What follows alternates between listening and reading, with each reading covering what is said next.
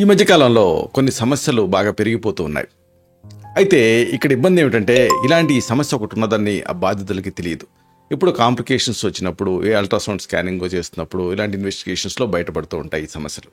ఇలాంటి సమస్యల్లో అతి ముఖ్యమైనది ఫ్యాటీ లివర్ డిసీజ్, కాలేయానికి కొవ్వు పట్టడం. దీనివల్ల ఆ తర్వాత లివర్ సిరోసిస్ ఇలాంటి కాంప్లికేషన్స్ వచ్చే రిస్క్ ఉంటుంది. అయితే దీనికి ఒక మేజర్ కాజ్ ఏమిటంటే ఆల్కహాల్. అలాగే ఒక్కొక్కసారి నాన్ ఆల్కహాలిక్ స్టైటోహెపటైటిస్ అని ఇది కూడా ఒక కారణం కింద ఉంటూ ఉంటుంది. అయితే ఇది రాకుండా ఉండాలంటే కొన్ని ఫ్రూట్స్ మీకు సహాయపడతాయి ప్రివెంటివ్గా. అలాగే వచ్చిన తర్వాత కూడా ఇవి కొంత హెల్ప్ఫుల్గా ఉంటాయి.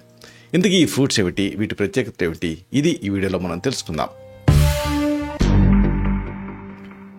మిత్రులారా నమస్కారం, నేను మీ డాక్టర్ చిరుమామిళ్ళ మురళీ మనోహర్. ఈ వీడియోలో మనం తెలుసుకోబోయేది చాలా ముఖ్యమైనది, ఎంతో మందిని బాధిస్తున్న ఫ్యాటీ లివర్ డిసీజ్.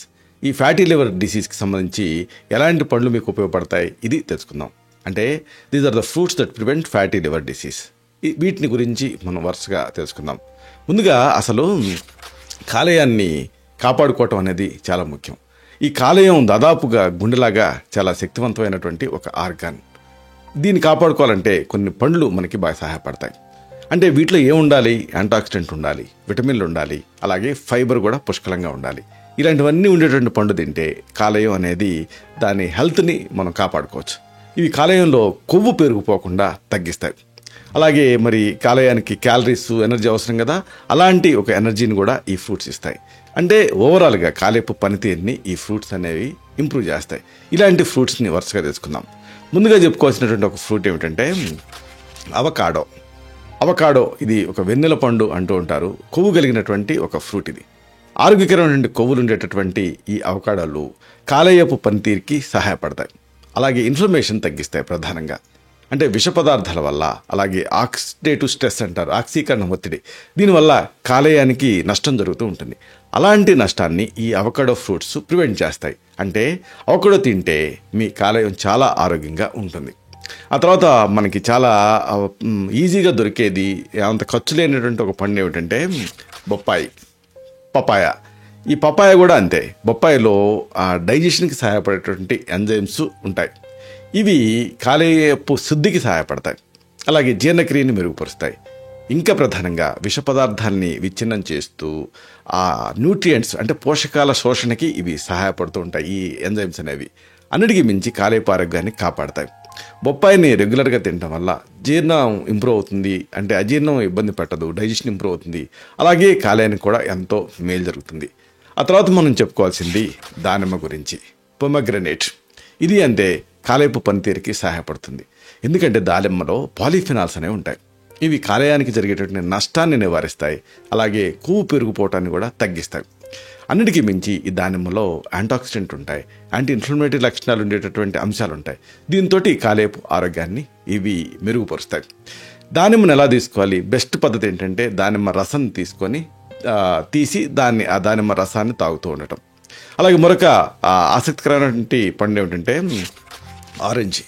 ఈ ఆరెంజెస్ అంటే కమల పండ్లు కానీ, నారింజ పండ్లు కానీ, నిమ్మజాతికి చెందినటువంటి ఈ పండ్లు, వీటిలో విటమిన్ సి అనేది పుష్కలంగా ఉంటుంది. ఆరెంజెస్ని మీరు తీసుకుంటూ ఉంటే కాలేయాన్ని శుభ్రం చేస్తుంది దీని రసం.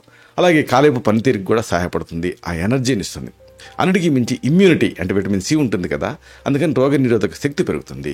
అలాగే ఇన్ఫ్లమేషన్ తగ్గడానికి ఈ ఆరెంజ్ అనేది సహాయపడుతుంది. కాబట్టి దీన్ని మీరు తీసుకోవచ్చు. అలాగే మరొకటి, ఈ రాబోయే ఎండాకాలం మీకు ఉపయోగపడేది, కాలేయాన్ని శక్తివంతం చేసేది, కాలేయపు ఆరోగ్యాన్ని మెరుగుపరిచేది ఏంటంటే పుచ్చకాయ, వాటర్ మిలన్. వాటర్ ఉండేటటువంటి మిలనే వాటర్ మిలన్. పుచ్చకాయలో నీటి శాతం చాలా ఎక్కువ. అలాగే యాంటాక్సిడెంట్ కూడా ఎక్కువ ఉంటాయి. ముఖ్యంగా ఆ ఎరుపు రంగు తర్వాత తెలుపు రంగు గుజ్జులో యాంటాక్సిడెంట్ ఉంటాయి.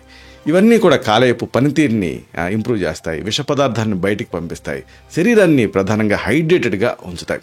దీంతో కాలేయపు పనితీరు మెరుగుపడుతుంది. వేసవిలో ఈ పుచ్చకాయను తింటూ ఉంటే మీకు అటు క్యాలరీస్ పరంగా అంటే మరీ లావకుండా ఉంటారు, అదే సందర్భంలో ఎనర్జెటిక్గా కూడా ఉంటారు, హైడ్రేటెడ్గా ఉంటారు. అలాగే మరొక ఆసక్తికరమైనది బెర్రీస్. ఈ బెర్రీ పళ్ళు అంటే బెర్రీలలో యాంటాక్సిడెంట్లు చాలా పుష్కలంగా ఉంటాయి. అంటే ఆక్సీకరణ ఒత్తిడి, ఆక్సిడేటివ్ స్ట్రెస్ని తగ్గించడానికి పోరాడతాయి. ఇన్ఫ్లమేషన్ కూడా ఇవి తగ్గిస్తాయి. కాలేయానికి జరిగేటువంటి నష్టాన్ని నివారిస్తాయి. అంటే కాలేపు శుద్ధికి, ఆరోగ్యానికి ఈ బెర్రీస్ సహాయపడతాయి. ఏమిటి బెర్రీలు? స్ట్రాబెర్రీలు, బ్లూబెర్రీలు ఇలాంటివి. ఆఖరికి నేరేడు కూడా ఇదే పని చేస్తుంది. అలాగే మరొకటి ముఖ్యమైనది యాపిల్.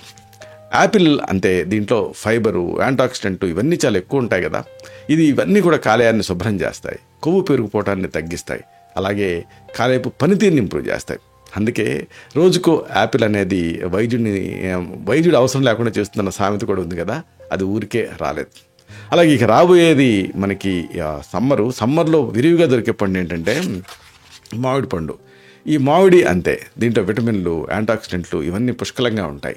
దీన్ని తీసుకుంటూ ఉంటే ఫ్యాటీ లివర్ సమస్య రాకుండా ఉంటుంది. మెయిన్గా ఇన్ఫ్లమేషన్ని నిరోధిస్తుంది, కొవ్వు పేరుకోకుండా ఇది అడ్డుకుంటుంది, కాలేపు పనితీరుని మెరుగుపరుస్తుంది. మామిడి పండు అనేది అందరికీ ఇష్టమే, అందుకే ప్రైడ్ ఫ్రూట్ ఆఫ్ ఇండియా అంటారు దీన్ని. అలాగే ఇంకోటి ఆసక్తికరమైనది ఏంటంటే దీన్ని గ్రేప్ ఫ్రూట్ అంటారు. గ్రేప్స్ అంటే ఇదేదో ద్రాక్ష కాదు, గ్రేప్ ఫ్రూట్ కూడా మన కమలలాగే ఉంటుంది. కాకపోతే మన ఇండియాలో వీటి లభ్యత తక్కువ, కానీ ఈ మధ్య ఇంపోర్టెడ్ ఫ్రూట్స్ అమ్మే సూపర్ బజార్స్లో కూడా ఇది దొరుకుతుంది, గ్రేప్ ఫ్రూట్ అనేది. గ్రేప్ ఫ్రూట్లో నారింజనిన్ అని ఒక ప్రత్యేకమైన పదార్థం ఉంటుంది. ఇది కాలేయంలో కొవ్వు పెరిగిపోవటాన్ని తగ్గిస్తుంది, కాలేపు ఎంజైమ్స్ని ఇంప్రూవ్ చేస్తుంది, అలాగే యాంటాక్సిడెంట్ని కూడా ఇది అందిస్తుంది. అలాగే అతి ముఖ్యమైనది నిమ్మకాయ, లెమన్స్. ఈ లెమన్స్ గురించి చెప్పాల్సి వస్తే అసలు అన్నీ ఒక ఎత్తు, లెమన్స్ ఒక్కటే ఒక ఎత్తు అని చెప్పొచ్చు. దీంట్లో విటమిన్ సి పుష్కలంగా ఉంటుంది.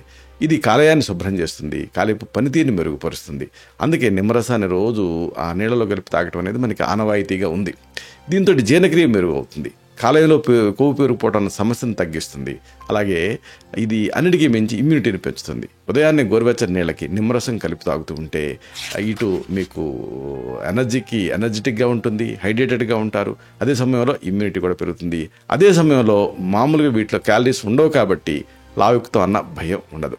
ఇలాగా ఈ కాలేపు పనితీరుని మెరుగుపరిచేటటువంటి ఈ ఫ్రూట్స్ని మీరు రెగ్యులర్గా తీసుకుంటూ ఉంటే ఏదన్నా చిన్న చిన్న అలవాట్లు ఈ మధ్య ఎక్కువ ఉంటున్నాయి కదా, ఆల్కహాల్ దగ్గర నుంచి మొదలుపెట్టి ఫ్యాటీ ఫుడ్ తినడం వరకు, అలాంటి వాటిలో ఇది అట్లీస్ట్ ఇది ప్రివెంటివ్గా ఈ ఫ్రూట్స్ మీకు సహాయపడతాయి.